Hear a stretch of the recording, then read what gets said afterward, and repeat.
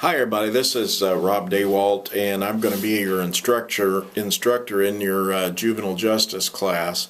I just wanted to first of all welcome you to the class and then give you a little bit of background on who I am, my background as a juvenile justice expert, as it were, and also some thoughts on the Module 1 assignments. First place, we'll say that years ago I was a juvenile probation officer. I moved up from that position to what we call a referee, which is a person who actually hears cases for judges and renders recommendations, and then the judge has the option to sign off on my recommendations, or he may want to actually have another hearing on the case.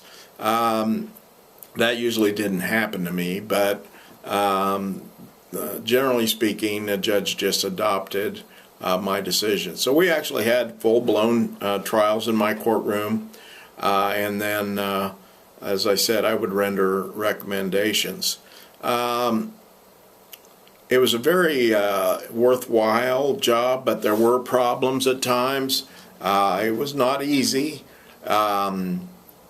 I really probably enjoyed the probation job more so than the referee job, because I was kind of stuck in a chair behind a bench and I wasn't out moving around.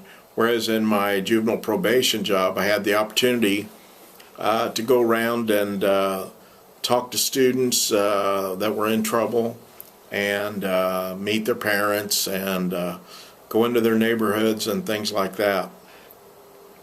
That was very enjoyable for me, because I not only did it in the main city where I worked, which was Canton, Ohio, but also in the two smaller cities, Massillon and Alliance. So it was a great experience. I look back on it really fondly. It really helped me get started on the criminal justice work that I did for many years after that. Finally, after years working in the field, I started teaching college full-time, and that's how I ended up working with Southern New Hampshire University as a separate part-time job that I got in addition to my full-time job. I recently retired from my full-time teaching job, but I've kept working for Southern New Hampshire because I really like the way that they do the online classes. I think that they are pretty much head and shoulders above a lot of the ones that I've seen, and so as long as they'll have me, I'm going to keep doing these because I really enjoy these classes. Now let me talk to you a little bit about the subject matter for Module 1. The two important things is that you need to deal with the discussion area, and then you need to write a short paper. Now in the discussion, remember that there is a requirement that you introduce yourself to your classmates, and then there's also a 1.1 discussion board on reform schools then and now. And so what it does is it goes back kind of historically and shows some of the abuses and things like that way back in the early days of reform school. And then it brings it forward to today. And then part of this, always feel free to look outside your textbook. What I really like to see is outside research. That if you could just find at least one other author that either agrees with your text or wants to disagree. It's called compare and contrast. So if it compares favorably, you can say, yes, not only did your textbook say such and such, but also this other author that you found said the same thing. Now I want to caution you too on finding just this thing or that thing on the internet through Google. What we'd really like you to do is find a scholarly articles. So those are either journal articles or other textbooks or other written work. There's things called white papers that the federal government has like tons of them, and the Bureau of Justice Statistics, and other websites like the FBI and places like that. There is a National Juvenile Justice Prevention program also. So you want to look into all these different areas and find support for the work that you do. That's important no matter what. As you move forward, as you go further along in your studies and even perhaps into graduate school, you need to be able to do more outside research. So I would strongly recommend that you start that, and I would encourage you, because I look at that in my grading.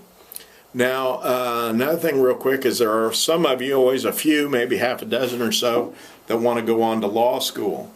So a nice area that you could look at is what we call law reviews. These are where students that are nearing graduation get a chance to write a law review article. I was able to do that when I was in law school. It's a great opportunity. It's very challenging. You don't get paid anything for it, but it is a nice opportunity. So look into that. And then also the other article, or the other thing that we want to look at, is the short paper. And here again, another great opportunity to find outside resources. Now when we're doing especially the short paper or papers of any length, we want to remember to review and go over the APA, which is the American Psychological Association format, which we follow.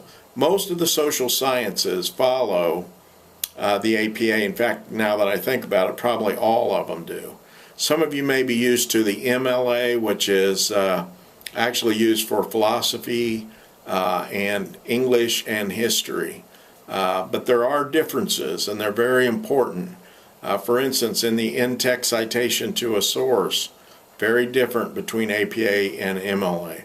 Also some pretty stark differences between APA and MLA when you cite sources in your reference section. So once again, I'm really glad to have you in our class. I hope that you enjoy it. I'm going to share this a few times.